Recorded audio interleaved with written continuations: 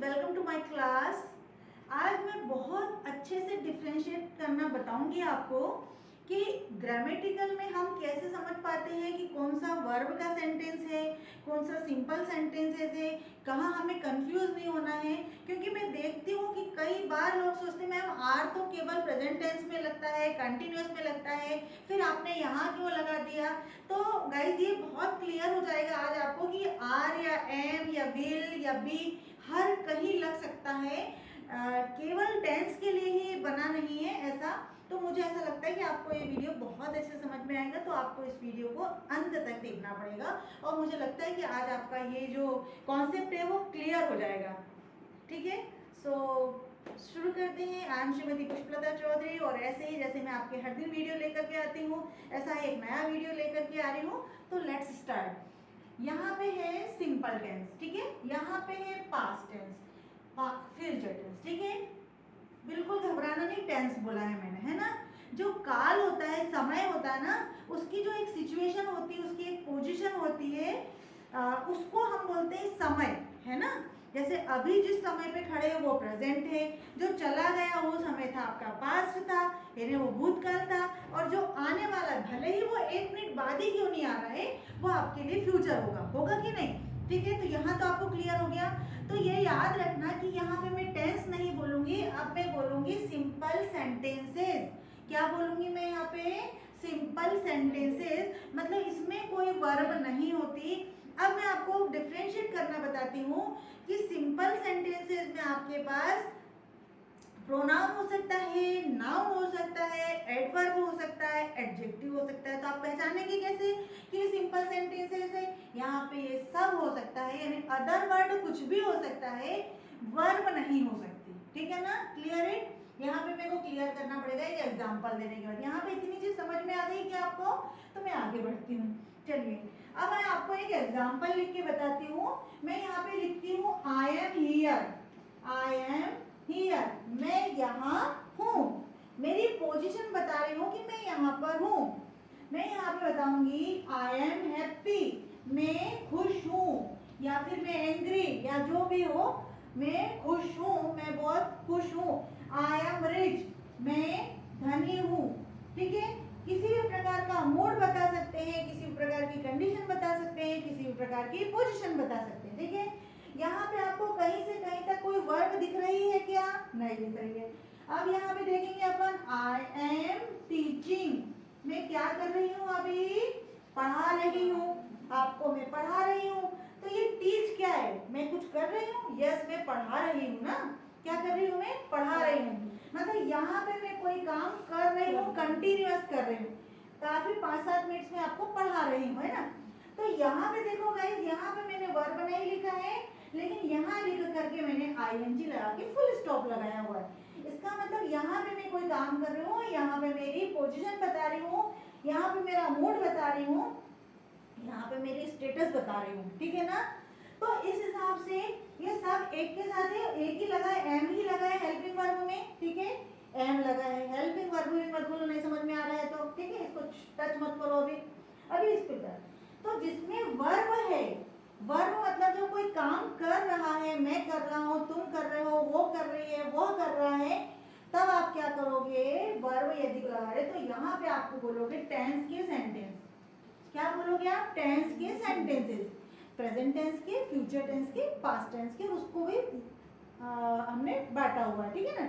चलिए, तो इस प्रकार से अब आपको समझ में आया है कि आपको एम अकेला केवल प्रेजेंट कंटिन्यूअस टेंस में नहीं लाते हैं। ठीक है, अगर ये समझ में आया तो अपन आगे बढ़ जाते हैं। चलिए, ऐसा ये भी हो सकता है I was here, I was happy, I was rich, I was teaching. ठीक है ना, यहाँ पे वॉज लगा सकते थे, यहाँ पे विल भी लगा सकते थे। आई विल बी हियर, मैं यहाँ होंगी। आई विल बी हैप्पी, मैं खुश होंगी। आई विल बी रिच, मैं धनी होंगी। आई विल बी टीचिंग, यहाँ पे आगा मैं पढ़ा रही होंगी। ठीक है, ये आ गया टेंस का। ठीक है, अब अपने को ये चीज समझ में आ गई है, तो अपन आगे बढ़ते हैं। आज हम केवल सिंपल सेंटेंसेस पे काम करेंगे। ठीक है, सिंपल सेंटेंसेस मतलब यहाँ पे कोई एक्शन नहीं हो रहा, कोई काम मैं नहीं कर रही हूँ, मैं पोजीशन बता रही हूँ। तो इसको भी 3 भागों में बांटते हैं, प्रेजेंट, पास्ट और फ्यूचर। ठीक है, प्रेजेंट, पास्ट और फ्यूचर, इसको कंपैरिजन करते हुए पढ़ेंगे तो गलती बिल्कुल भी नहीं होगी। ठीक है, अब देखो आई एम हियर, मैं यहाँ हूँ, आई वॉज हियर, मैं यहाँ थी, आई विल बी हियर, मैं यहाँ रहूंगी, यहाँ होंगी। ठीक है, तो ये जो है आई, जिसके बारे में हम बता रहे हैं, ध्यान से सुनो, जिसके बारे में हम बता रहे हैं वो होता है सब्जेक्ट, और जिस समय के बारे में बता रहे हैं तो उसके लिए कोई हेल्पिंग वर्ब लगेगी कि उसको सपोर्ट करेगी वो उसको। तो जो प्रेजेंट में बात कर रहे हैं ना, उसमें अपन इज, एम, आर करेंगे, अलग अलग सब्जेक्ट के साथ अलग अलग पढ़ाएंगे, धीरे धीरे तो समझ में आएगा, है ना। और ये अदर वर्ड है, अदर वर्ड मीन्स होते हैं ऑब्जेक्ट नहीं होते कि इसका असर पूरा उस पर पड़े, ये होते हैं नाउन हो सकते हैं, इसमें भी noun, may be pronoun, may be adjective, may be adverb. मैंने बताया यहाँ पे, देखो यहाँ पे प्रोनाउन लगा दिया, यहाँ पे मूड बता दिया मतलब एडजेक्टिव बता दिया, यहाँ पे रिच बता दिया मतलब वो कैसा है, एडजेक्टिव हो गया। लेकिन यदि मैं यहाँ पे बोल दूंगी कि आई एम स्लो, मैं स्लो हूँ, मैं थोड़ा धीरे हूँ, तो मैंने यहाँ पे एडवर्ब बता दिया। आई एम वर्किंग स्लो, ऐसा भी बता सकते हैं, आई एम वर्किंग स्लोली, ये भी हो सकता है, तो आई एम स्लो कर दिया था मैंने। चलिए, ऐसे यहाँ पे भी, यहाँ आएगा है, हो, हूँ, यहाँ आएगा है, हो, हूँ, मैं हूँ, तुम हो, वो है, जो भी है ना। यहाँ देखेंगे आई वॉज हियर, मैं यहाँ थी, मतलब इसके पहले का, ये वाला जो समय है, इसके पहले का जो समय था वो होता है आई वॉज हियर। इसमें आता है सब्जेक्ट, वही I, you, he, she, it, was और वर, और हिंदी में क्या आएगी, था, थी, थे, और यहाँ फिर वही अदर वर्ड हो जाएगा। लेकिन हो सकता है इस समय के बाद में, आफ्टर में मैं कहीं जाऊंगी तो मैं वहां लगाऊंगी विल बी। विल बी का मतलब होता है होंगे, होंगी, होंगे, होगा। ठीक है ना, सब्जेक्ट विल बी, देखो यहाँ लिखा आई विल बी देयर, मैं वहां होंगी। ठीक है, या आई विल बी हियर, मैं यहाँ होंगी, अभी तो हूँ, फ्यूचर में भी होंगी। Subject will be plus other word, और गागेगी, होगा, होगी, होगी, पहचान आ गए। अब मैं इसको कुछ सेंटेंस लेके आती तो आपको डिफरेंशिएट कर पाओगे अच्छे से। ठीक है ना, बहुत ध्यान से सुनना। I am in the room, मैं रूम में हूँ, मतलब अभी मेरा समझ में आया, I am in the room, मैं रूम में हूँ, क्या समझ में आ रहा हूँ, अभी हूँ ना, तो इसलिए आगे प्रेजेंट का। ठीक है, you are in the room, तुम रूम में हो, देखो क्या लिखा, हो, तुम रूम में हो, मतलब कब हो, अभी हो। He is in the room, वो रूम में है, देखो है। ठीक है, she is in the room, वो जो है वो रूम में है, she is in the room, है। ठीक है, इट इज, ये देखो chair, it is in the room, it means non living things के लिए कोई छोटा सा एनिमल है, पेट है, वो भी तो आपका रूम है, उसकी भी पोजीशन बताना है, स्टेट ऑफ बीइंग बताना है, तो हो जाएगा यह रूम में है। अब दे देखो प्लूरल हो गया, बहुत सारे लोग हो गए, तो they are in the room, वे रूम में है, वे रूम में है। ये देखो अलग अलग समझ में आ रहा है कहाँ का लिया है।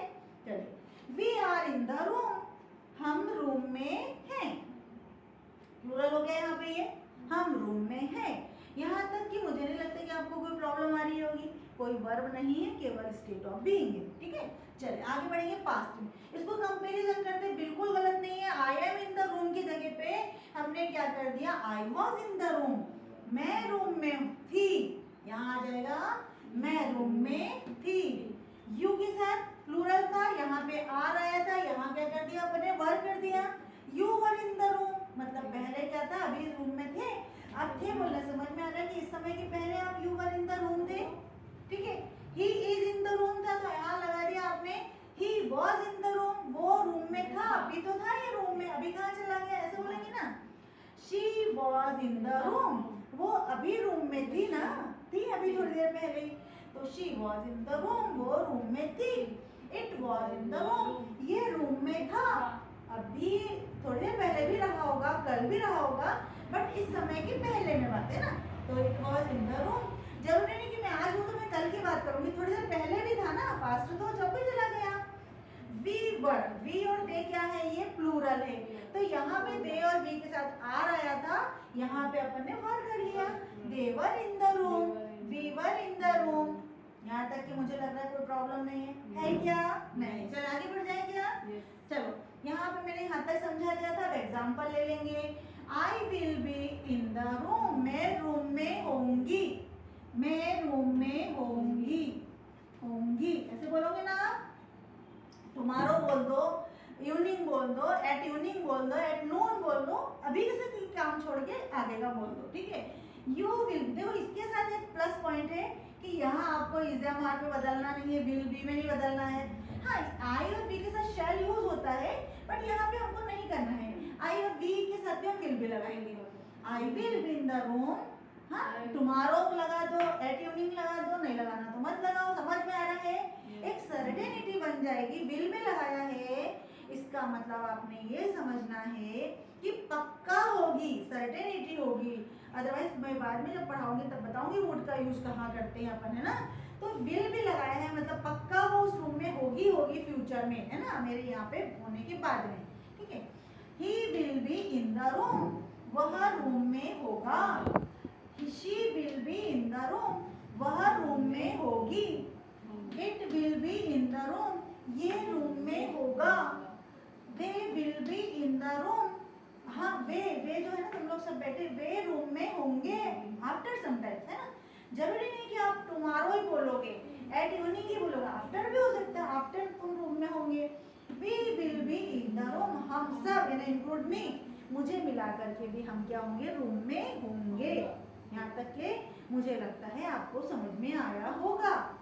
अब talk about, we are going to learn negative. अब ये भी होगा कि ये तो अफर्मेटिव थे, ये सारे के सारे सिंपल सेंटेंस है, पॉजिटिव सेंटेंस है, तो डेफिनेटली इनका निगेटिव भी होना चाहिए था और इंट्रोगेटिव भी। ये भी तो हो सकता है ना, आप पूछोगे कि मैं रूम में नहीं थी, मैं रूम में नहीं हूँ अभी, तो ये भी हो सकता है कि मैं रूम में हूँ, ये भी हो सकता है। तो जब प्रश्न पूछते हैं उसको क्या बोलते हैं हम, इंट्रोगेटिव, और जब नहीं बोलते हैं तो क्या होता है, निगेटिव। तो इनके सबके निगेटिव अब अपन इसके बाद पढ़ लेंगे, ठीक है। समझ में आया यहाँ तक? Got it my all points clear, crystal clear? चलो तो let's start new things. Talk about negative. अब निगेटिव में यदि हम बात करते हैं तो कुछ भी नहीं करना, बिल्कुल एक छोटी सी ट्रिक देती हूँ मैं। ये आपका एज इट इज लिखा हुआ है। अब आपने क्या करना है, आई एम नॉट लगा देना है। कहाँ लगाना है, हेल्पिंग वर्ब के बाद, यानी ये हेल्पिंग वर्ब के बाद सब्जेक्ट में सब जगह नॉट लगा दो। हमेशा सब्जेक्ट और के बाद हेल्पिंग वर्ब होती है, हेल्पिंग वर्ब के बाद नॉट लगा देना है, यहाँ पे भी नॉट लगा देना, ठीक है। अब हम कैसे पढ़ेंगे इसको, I am not in the room, मैं रूम में नहीं हूँ। You are not in the room, तुम रूम में नहीं हो। He is not in the room, वो रूम में नहीं है। She is not in the room, वह रूम में नहीं है। It is not in the room, वो रूम, ये जो चेयर है वो रूम में नहीं है। They are not in the room, वे हैं जो रूम में नहीं है। वी आर, इंक्लूड मी, हम रूम में नहीं है। कहाँ बात कर रहे हो आप, तो हम तो रूम में नहीं है। तो how easy this things, can you understand this all things, कि यहाँ पे आप नॉट लगाना है तो आपको पहले से जगह छोड़ देना, नहीं तो आपको ऐसे ही इसको मिटाना नहीं है, आपको एक साथ लिख कर के कंपेरिजन करना है, एक साथ लिख कर नॉट लगाना है और एक साथ लिख कर के इंट्रोगेटिव बनाना है। तो ये ट्रिक आपको बहुत जल्दी लर्न कराएगी, ठीक है। ऐसे ही पास्ट में चलेंगे, I was not in the room, मैं रूम में नहीं थी। You were not in the room, he was not in the room, she was not in the room, it was not in the room, they were not in the room, we were not in the room। है ना easy? है कि typical आपके लिए? नहीं है? समझ में आ रहा है ना? आपको क्या बोलना है, मैं रूम में नहीं थी, तुम रूम में नहीं थे। पहले यहाँ से शुरू करें हिंदी में। मैं रूम में नहीं हूँ, तुम रूम में नहीं हो, वह रूम में है, नहीं है, यही तो बोल रही हूँ मैं। She is not in the room, वो रूम में नहीं है। It is not in the room, वो ये रूम में नहीं है। They are not in the room, way room में नहीं है। We are not in the room, हम रूम में नहीं है। यहाँ पे क्या होगा, मैं रूम में नहीं थी, तुम रूम में नहीं थे, देखो था थे आ रहा है। He was not, वो रूम में नहीं था। She was not in the room, वो रूम में नहीं थी। It was not not in the room, ये रूम में नहीं था। They were not in the room, वो लोग रूम में नहीं थे। We were not in the room, हम रूम में नहीं थे। वहीं पे यदि हम इसके साथ ले लेंगे तो भी होएगा, बस छोटा सा आई विल नॉट बी। यहाँ पे थोड़ा सा करेक्शन करना है कि यहाँ पे विल और बी के बीच में, नॉट के बीच में, तो विल नॉट भी आएगा। I will not be in the room, I will not be in the room, you will not be in the room, he will not be in the room, she will not be in the room, it will not be in the room, they will not be in the room, we will not be in the room। आपको बार बार एक ही other word या एक ही mood या एक ही state of being लेने से फायदा ये होगा कि आपकी फ्लुएंसी बहुत अच्छी हो जाएगी, तो आपको गलती नहीं होगी, है ना। बहुत इजी है गाइस, तो मुझे लगता है आप भी ऐसा समझोगे, बहुत जल्दी समझ में आ जाएगा, ठीक है। अब इसी के आधार पर मैं आपको बताती हूँ कि आपको इंट्रो कैसे इंट्रोगेटिव कैसे बनाना है ना। कि इंट्रोगेटिव बनाते समय आपको क्या पूछना पड़ता है, क्या मैं यहाँ हूँ, क्या मैं वहाँ थी, क्या मैं वहाँ रहूंगी, बस क्या लगाना है आपको। और मैंने पहले बता दिया कि जब आप हेल्पिंग वर्ब को सामने करते हो तो आंसर क्या होना चाहिए, यस और नो में होना चाहिए, है ना। इसको मैं यहाँ पे लिख के बताती हूँ, बिल्कुल भी कठिन नहीं है। चलो प्रैक्टिस करते हैं, लेट्स स्टार्ट। यहाँ पे हेल्पिंग वर्ब क्या है, जल्दी बताओ। इज ए मान, यहाँ पे was were, यहाँ पे गुड, बहुत अच्छा। अब यहाँ पे यदि आप लोगों को इंटरोगेटिव करना है तब हम क्या करेंगे, ये हेल्पिंग वर्ब को सामने ले आओ, कुछ भी कठिन नहीं है। Am I in the room, क्या मैं रूम में हूँ, और क्या करना आपने, क्वेश्चन टैग लगा देना, मैं रूम में हूँ, क्या मैं रूम में हूँ। फिर are you in the room, are you in the room, क्या तुम रूम में हो। अपन बोलते हैं ना, are you in the room, क्या तुम रूम में हो। Is he in the room, is capital कर लेना पहले letter, is he in the room, he in the room.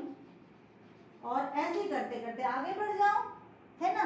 ऐसे करते करते इसमें बढ़ जाएंगे, was I in the room, was I in the room, was I in the room, क्या मैं रूम में, in the room, क्या मैं रूम में थी।